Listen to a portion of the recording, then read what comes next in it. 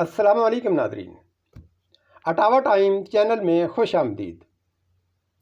آج ہم سب سے پہلے تو فلم ساز و ہدایت کار انور کمال پاشا کی black and white Punjabi film Dilbar پر اپنا ریویو پیش کریں گے، جس میں اس فلم کی کہانی کے خلاصے اور گیتوں کی تفصیل کے علاوہ اس کی کاسٹ اور دیگر شعبوں کی کارکردگی پر بھی تبصرہ کیا جائے گا۔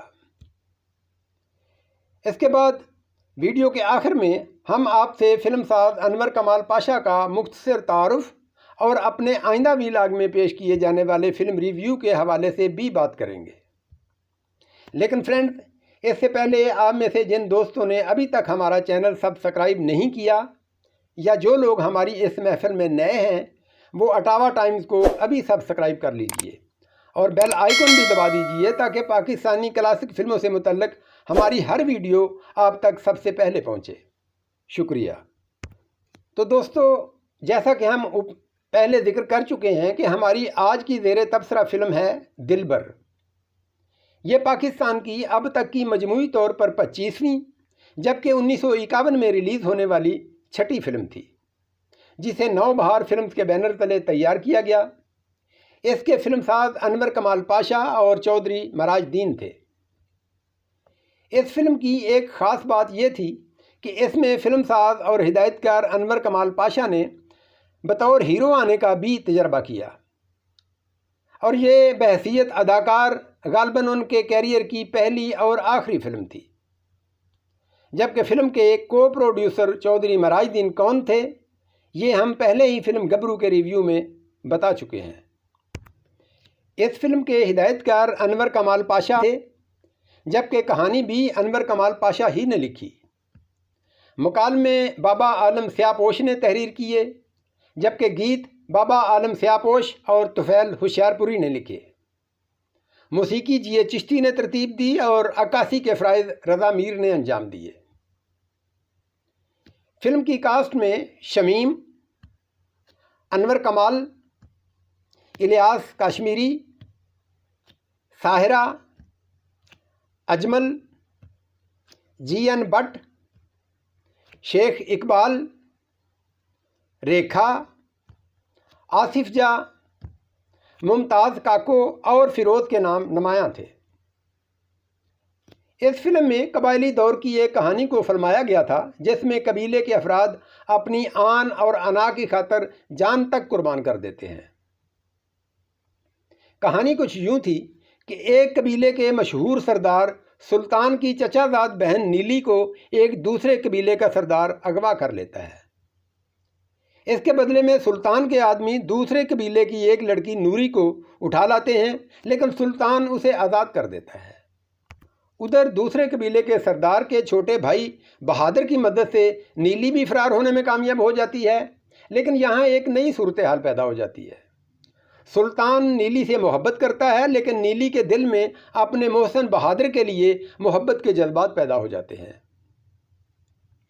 سلطان کو جب حقیقت کا احساس ہوتا ہے تو وہ اپنی محبت کی قربانی دے کر نیلی کا ہاتھ بہادر کو تھما دیتا ہے، اور یوں کہانی اپنے انجام کو پہنچتی ہے۔ فلم میں ہیروئن شمیم نے نیلی کے رول میں بڑی عمدہ پرفارمنس دی۔ الیاس کاشمیری فلم کا ہیرو ہے، وہ بھی سلطان کے کردار میں اچھا رہا۔ البتہ انور کمال بطور سائیڈ ہیرو بہادر کے کردار میں کوئی خاص ایکسپریشن نہ دے سکا۔ دیگر اداکاروں میں اجمل سب سے بہتر رہا۔ فلم کے مکالمے خاصے شستہ اور معیاری تھے، عکاسی اور سیٹنگ گوارا، جبکہ صدا بندی بہتر تھی۔ اس فلم میں کل 8 گیت شامل کیے گئے، لیکن بدقسمتی سے ان میں سے کوئی بھی مقبول نہ ہو سکا۔ گیتوں کے بول یہ تھے: نمبر 1، ادھی رات فراق دے بلے پامبڑ۔ نمبر 2، اکھیاں دے اگے پیاں وگن ہنیریاں۔ نمبر 3، بھنیریے نی ایک گل یاد آئی۔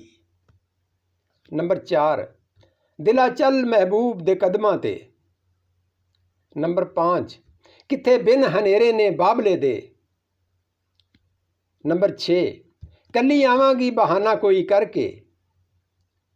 نمبر 7، میرا نکا جیا دل ڈولدا۔ اور نمبر 8، ہنجو پینیاں تے غم کھانیاں۔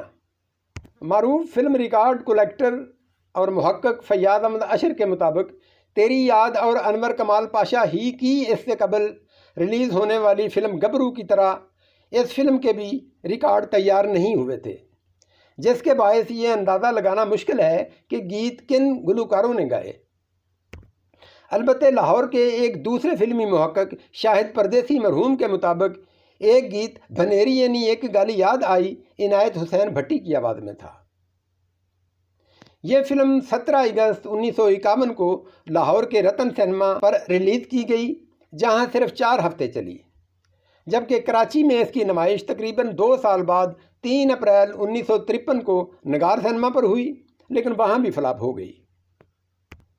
تو عزیز دوستو، یہ تھا ہمارا آج کی فلم دلبر پر ریویو۔ امید ہے آپ کو پسند آیا ہوگا۔ اس پر اپنے کومنٹس اور آراء سے ضرور نوازیے گا تاکہ ہم اپنے اس تبصروں کے سلسلے کو مزید بہتر بنا سکیں۔ ہاں تو ناظرین، اب آپ سے اس فلم کے پروڈیوسر اور ڈائریکٹر انور کمال پاشا کا کراتے ہیں مختصر تعارف۔ انور کمال پاشا 23 فروری 1925 کو لاہور میں پیدا ہوئے۔ ان کے والد بر صغیر کے معروف ادیب اور فلمی رائٹر حکیم احمد شجاع پاشا تھے۔ انور نے FC کالج لاہور سے گریجویشن کی، پھر پنجاب یونیورسٹی سے معاشیات اور انگلش میں ماسٹر ڈگریاں حاصل کیں۔ اس کے بعد وہ محکمہ انکم ٹیکس ایکسائز میں اعلیٰ سرکاری عہدے پر فائز ہوئے، لیکن پھر یہ ملازمت چھوڑ کر باقاعدہ فلمی دنیا سے وابستہ ہو گئے۔ انہوں نے سب سے پہلے ہدایت کار لقمان کی فلم شاہدہ کے مکالمے لکھے۔ اس کے بعد اپنے والد ہی کے ناول سے ماخوذ پروڈیوسر شیخ لطیف کی فلم 2 آنسو کی ہدایات دیں۔ یہاں ان کے ساتھ معاون ہدایت کار مرتضیٰ جیلانی تھے۔ ان کی یہ فلم پاکستان کی پہلی اردو سلور جوبلی فلم قرار پائی۔ بطور ہدایت کار ان کی یادگار فلموں میں غلام، گمنام، قاتل، سرفروش، دلہ بھٹی، چند ماہی اور انارکلی کے نام خاص طور پر قابل ذکر ہیں۔ انہوں نے اپنے فلمی کیریئر میں کم و بیش 24 فلمیں بنائیں، جن میں سے دلبر واحد فلم تھی جس میں وہ ہیرو آئے۔ انور کمال پاشا اپنے والد کی طرح ایک اچھے ادیب اور مترجم بھی تھے۔ انہوں نے امریکی تحریک برائے انسانی حقوق کی کارکن پرل ایس بک کے مشہور ناول گڈ ارتھ کا اردو ترجمہ بھی کیا۔ انور کمال نے 2 شادیاں کیں، جن میں سے ایک بیوی تو غیر فلمی تھی، جبکہ دوسری شادی انہوں نے اس دور کی معروف ہیروئن شمیم سے کی۔ انور کمال پاشا بالآخر 3 اکتوبر 1987 کو دل کا دورہ پڑنے سے انتقال کر گئے اور انہیں میانی صاحب قبرستان میں سپرد خاک کیا گیا۔